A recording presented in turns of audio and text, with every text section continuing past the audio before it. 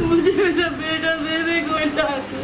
मेरे बेटू को क्या गलती थी उसकी जो उसने मेरे बेटे को मार दिया। वही एक था हम लोगों को सहारा, सब चीज का चला गया, हमारा सहारा छूट गया। अरे ये जो क्राइम है ये हीनियस क्राइम है। ये एक बहुत ही आश्चर्यजनक इस प्रकार का आदेश पारित किया, जितना ऊपर जाना पड़े, पर इस मामले में निश्चित रूप से जब तक न्याय नहीं मिलता तब तक पुलिस कोर्ट के सारे दरवाजे या सारे रास्ते टटोलते रहेगी।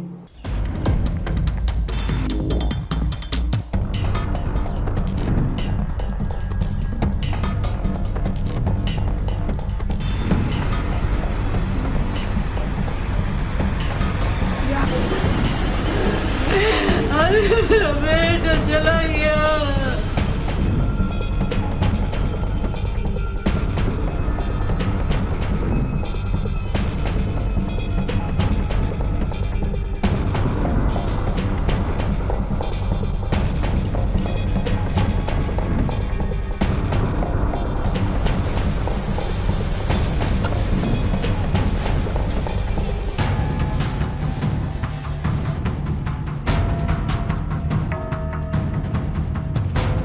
न्याय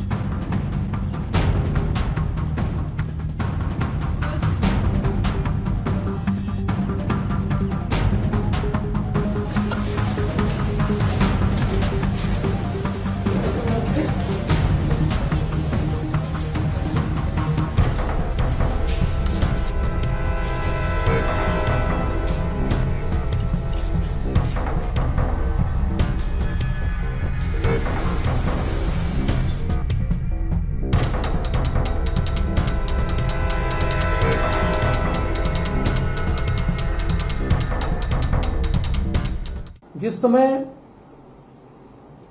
इस लड़के को जुवेनाइल जस्टिस बोर्ड के सामने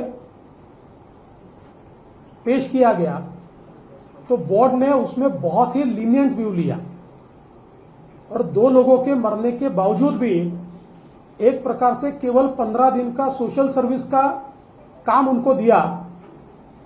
इससे आउटरेज और बढ़ा। मूल रूप से अगर हम इसको देखें तो पुलिस ने जो एप्लीकेशन मूव की है उस एप्लीकेशन में बहुत साफ शब्दों में कहा है कि ये लड़का 17 साल 8 महीने का है।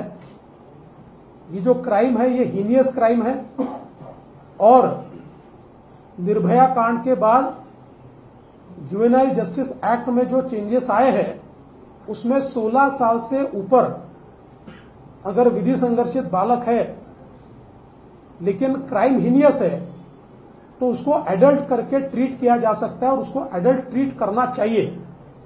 इस प्रकार की एप्लीकेशन मूव की थी।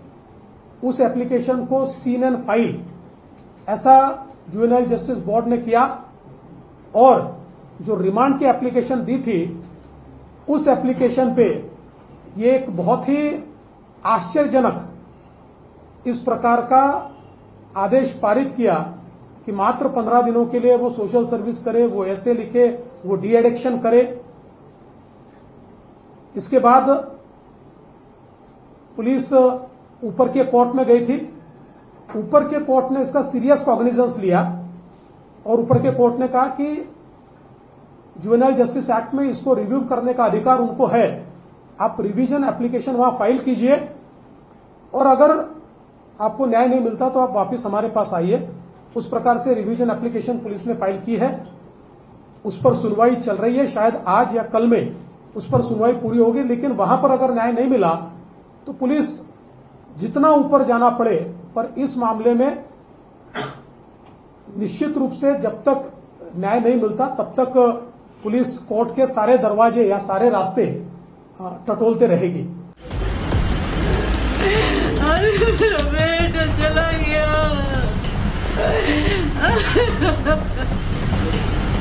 क्या बस मुझे मेरा बेटा दे दे कोई लाके।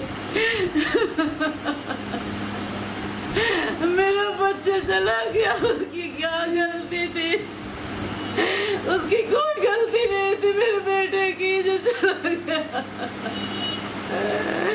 अरे मेरे बेटू को क्या गलती थी उसकी जो उसने मेरे बेटे को मार दिया। मेरा बच्चा इतना अच्छा था। कब फोन आया था आपके पास?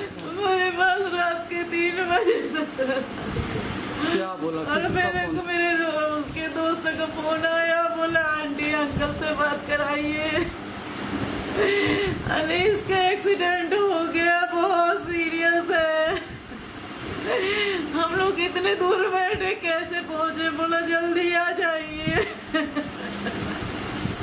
फिर उसके बाद क्या बात हुई? बस ये लोग जल्दी जल्दी निकल गए। उसके पहले हम लोगों को कुछ भी नहीं पता था। कब से जॉब कर रहे थे वहाँ? कब से रह रहे थे? 2 साल 3 साल हो गए उसको जॉब करते वहाँ। और अभी वो अच्छी जॉब में था। वो वही एक था हम लोगों को सहारा, सब चीज का चला गया, हमारा सहारा छूट गया। अभी हमने छोटे भाई को ही पढ़ाता था। अपने छोटे भाई की जिम्मेदारी, हम लोगों की जिम्मेदारी भी वही उठाया था। अब कौन करेगा ये सब? अब कोई नहीं है। मेरा तो छोटा बेटा पढ़ रहा है अभी, उसके लिए भी मेरा कोई नहीं है सहारा। सबसे मेन तो उसके माँ बाप को मतलब बोलना चाहिए कि हम उस दिन गए थे तो बेटे को संडे के दिन सोचो मतलब 4 घंटे में बेल मिल गई, जबकि संडे को बंद रहता है बोलते हैं। तो अब आगे वो तो अब जब मीडिया इतना प्रेशर डाल रही है तो उनके पिता को तो पकड़ लिया है, अब आगे उनको क्या होता है या छूट जाते ये तो हम नहीं जानते ना, क्योंकि हम तो यही मतलब देखा है जहाँ पैसा रहता है वहाँ पे कुछ भी कार्रवाई नहीं होती है। मैं एक आखिरी सवाल करूँगा कि कैसे लेकिन मैं मतलब ऐसा नहीं होना चाहिए, न्याय तो मिलना चाहिए हर मतलब फिर हमारा कानून पे से विश्वास उठता है ना, ये सब चीज़ें होती है तो मतलब जो भी कार्रवाई हो वो सही हो।